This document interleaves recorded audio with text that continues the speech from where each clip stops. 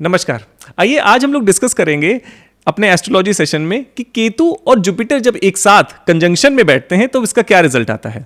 एक साथ कंजंक्शन में से बैठने का मेरा मतलब क्या हुआ, जब एक राशि में या एक बॉक्स में कुछ ही डिग्री की दूरी पे जब ये बैठते हैं तब इसका कैसा रिजल्ट आता है और इसकी इस कॉम्बिनेशन की क्या यूनिकनेस है और इसको कैसे बेस्ट यूटिलाइज करा जाए।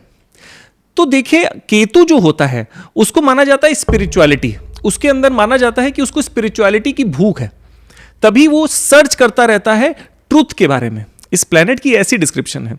अब एक्चुअली केतु क्या है, कोई इसको छाया ग्रह कहा जाता है। एक्चुअल कोई प्लेनेट नहीं है जिसका मूवमेंट हो रहा हो, ये एक स्काई का मैथमेटिकल पॉइंट माना जाता है जो स्पिरिचुअल है, जो ट्रुथ जानना चाहता है दुनिया के बारे में। अब यहीं पे जब जुपिटर होता है तो जुपिटर को माना जाता है परम ज्ञान, दैविक ज्ञान। अब क्योंकि जुपिटर की जो 9th राशि है सैजिटेरियस, वो भाग का कारण भी होता है, तो क्या करते हैं जब जुपिटर और केतु एक साथ बैठते हैं तब इस व्यक्ति को दैविक ज्ञान होता है। और मैं सही बताऊं, इसकी भूख स्पिरिचुअलिटी की तरफ जब तक ये नहीं बढ़ेगा तब तक ये अपनी लाइफ में सक्सेसफुल भी नहीं हो पाएगा।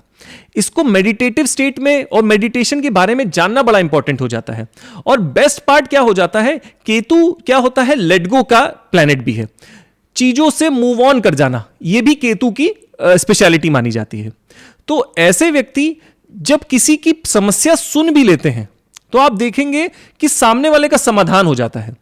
केतु को फॉलोवर का भी कीवर्ड माना गया है। तो क्या होगा, जब ये कॉम्बिनेशन का जब व्यक्ति होता है, जुपिटर और केतु जब एक राशि एक साथ जब बैठ जाते हैं तब क्या होगा, ये व्यक्ति अगर किसी दुकान में चला जाए या किसी जगह में चला जाए, आप वहां पे देखेंगे कि एक साथ वहां पे ज्यादा कस्टमर आ जाते हैं, वहां ज्यादा बायर्स आ जाते हैं उस जगह में, क्योंकि इसको फॉलोवर्स लाने की टेंडेंसी होती है।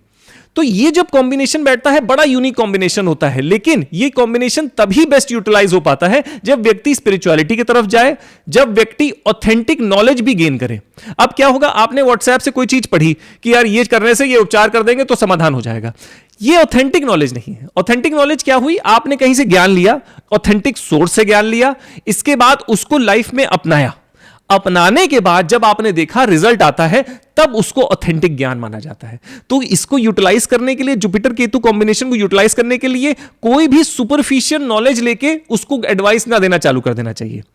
बेस्ट पार्ट क्या होता है, इस कॉम्बिनेशन वालों को यूजुअली मिस्टिक साइंसेस में जरूर इन्वॉल्व हो जाना चाहिए, क्योंकि यहां पे ये और ग्रोथ दे पाते हैं। केतु क्या है ना, मिस्ट्रीज को होल्ड करता है। केतु वो चीज हो गई जो अननोन है, जो मिस्ट्री है, जो एक्स फैक्टर है, जो फिगर आउट नहीं होता, उस चीज को केतु कहा जाता है। अब क्या हो गया, इस कॉम्बिनेशन वालों को अपने प्रॉपर सारे सीक्रेट भी रिवील नहीं करने चाहिए, क्योंकि मिस्टीरियस रहना इस कॉम्बिनेशन वालों के लिए बेस्ट रहता है।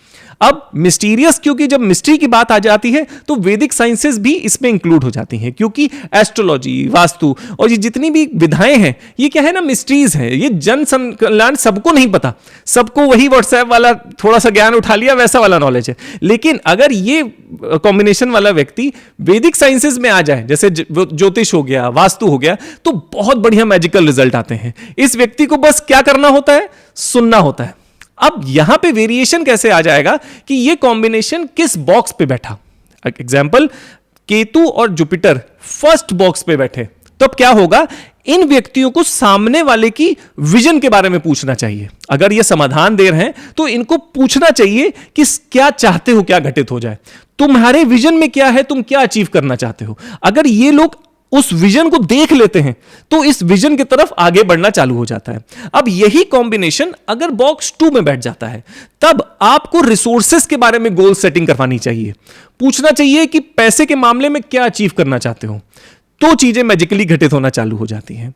जब यही कॉम्बिनेशन थर्ड बॉक्स में बैठता है तब जब पूछे कि यार अगर मैं अपने बिजनेस में और कैसे परफॉर्मेंस बढ़ा पाऊं, तो परफॉर्मेंस ओरिएंटेड आपको बातें करनी चाहिए कि अच्छा क्या क्या फैक्टर्स हैं परफॉर्मेंस को बढ़ाने के लिए, तब आपको परफॉर्मेंस के बारे में लिस्ट कर देना चाहिए।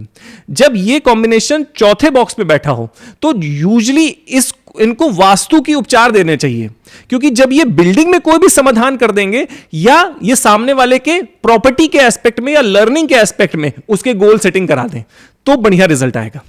पांचवें में अगर बैठे हो तो बेस्ट पार्ट क्या होता है, ये व्यक्ति आत्मज्ञान की तरफ बहुत ज्यादा बढ़ जाते हैं। जैसे आपने ये शब्द सुने होंगे ना, आत्मज्ञान, ब्रह्म ज्ञान, तो व्यक्ति आत्मज्ञान परम आनंद की तरफ बढ़ने लगता है जब ये कॉम्बिनेशन फिफ्थ बॉक्स में बैठा होता है।